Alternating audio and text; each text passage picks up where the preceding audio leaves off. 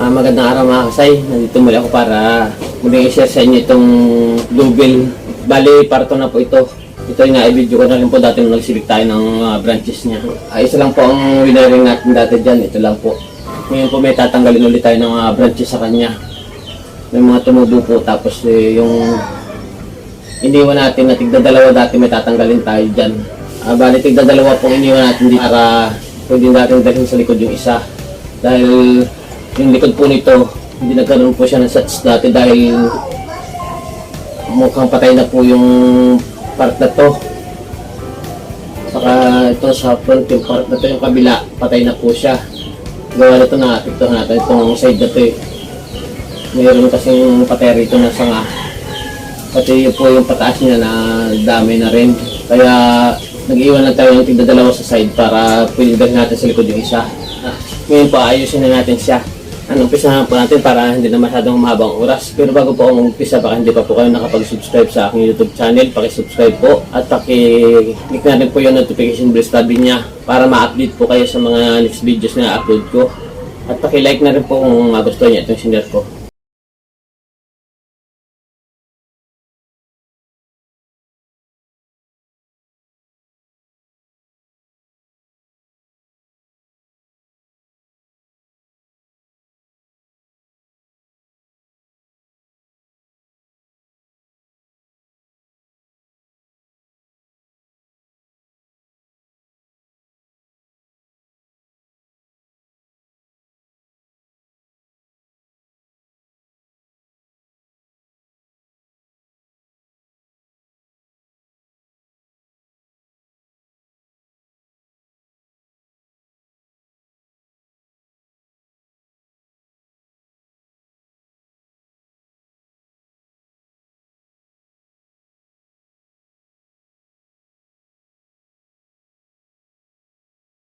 Dahil ang iwan lang po natin ito, saka ito nandito sa taas.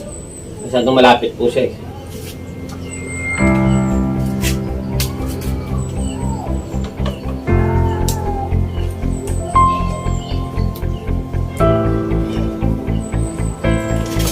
Ito naman dating iniwan natin dito sa likod nito, hindi naman siya lumaki. Kaya tanggalin na rin po natin to. Ito lang po gagawin natin. Kaya lang mas mababa rin po siya rito sa isa rito. Mas maganda sa rin medyo mataas na sa likod eh. Kaya medyo tataas natin mamaya ito. Ito po yung dalawa. Ilalagay natin sa likod yung isa. Yung mga iniwan natin po dati ito para may panlikod siya. Saka ito po, puputulin na rin po natin ito. Dapat kasi medyo mas mataas kung kabila kaysa rito. Tuloy natin po dito.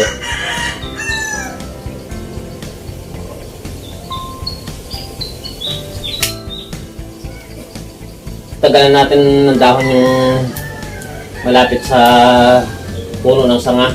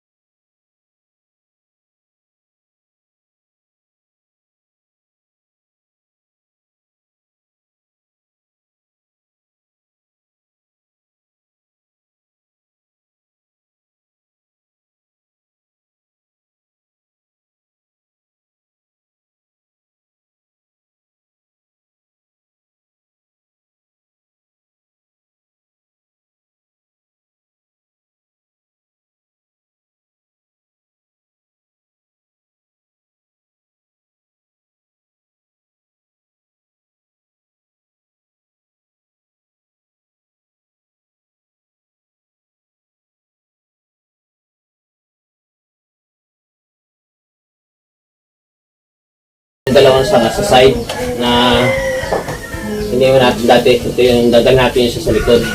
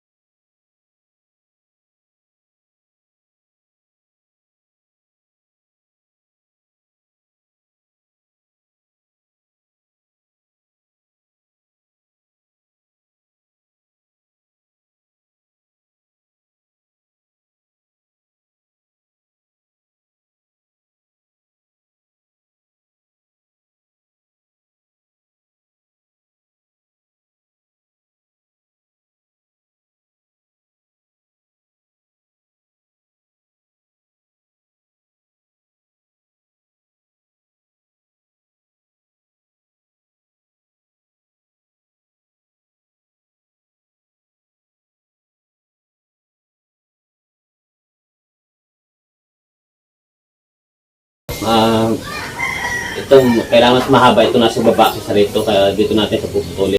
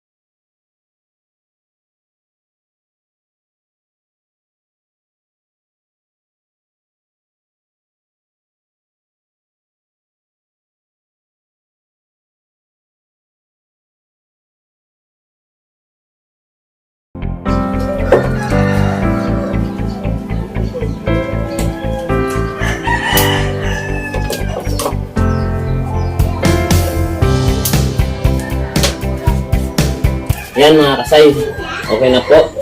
Kailangan medyo kulang pa lang ng mga branches dito. Yan. Pag ito pinubuhan pa ng mga branches dahil pinutunan natin rito, may mga tutubo na po yan. Makumpleto na rin po yung mga branches na rito. So sa kabila, okay na po siya, kumpleto na po siya. Yan. Lalaki na lang po natin yan. Tapos hintayin natin yung mga secondary branches niya. Gaganda na po yan. Ito naman po yung dinali natin sa likod ng mga branches niya. Itong dalawang ito. Dahil hindi po siya tinubuan ng sanga sa likod. Pag nagkakat po tayo ng mga branch niya, yan, kailangan tapered din po siya. Mas mahaba yung baba, tapos paikli hanggang dito sa taas. Yan. Ganun din po dito sa side, oh. Ito naman po yung pinang apex niya. Dito rin magbubuo rin po tayo dito ng branches pa niya. Saka lang po natin ito i-relipat pag talagang okay na po siya. May iangat pa po natin ang konti ito. Natatabungan lang kasi siya. Itong trimming part niya. Iangat pa natin yan. Muli po maraming sa inyong panonood. At kung nagustuhan nyo naman po itong channel ko, baka pwede pong paki-like at paki-subscribe na rin po ang aking YouTube channel. At pakiclick na rin po yung notification bell sa tabi niya para ma-update po kayo sa mga next videos na i-upload ko. Salamat!